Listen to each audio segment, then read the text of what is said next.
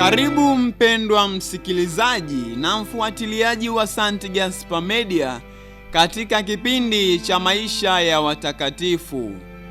Leo tarehe 14 mwezi wa 3 tunasikiliza na kutafakari juu ya maisha ya Mtakatifu Matilda wa Ringelheim, Malkia. Matilda alizaliwa mnamo mwaka 895 katika nchi ya Ujerumani. Wazazi wake walikuwa Dietriki na Reinhildi. Matilda alipelekwa katika konventi ya masista wa Benediktini kule Herford, ambako bibi yake alikuwa mkuu wa nyumba. Akiwa mahali hapa ndipo masista walipogundua vipaji na fadhila zake.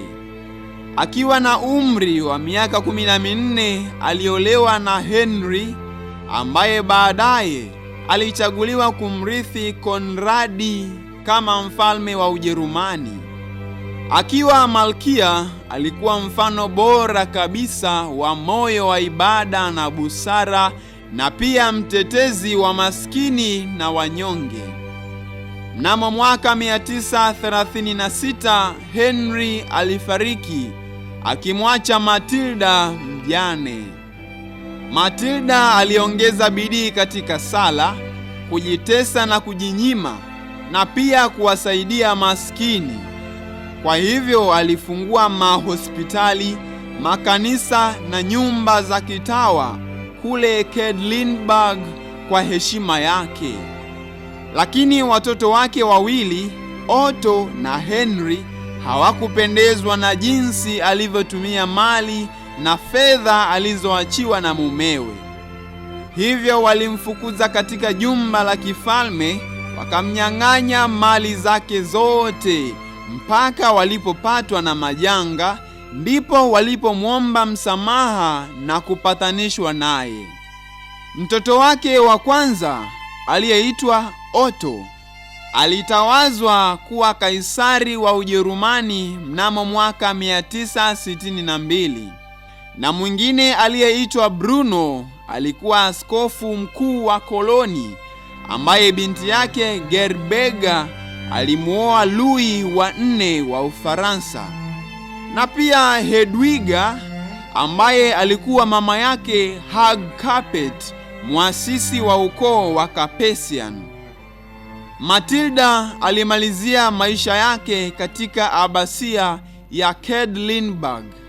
Matilda alifariki dunia mnamo tarehe 14 ya mwezi wa 3 mnamo mwaka 968 na akazikwa karibu na alipozikwa Henry.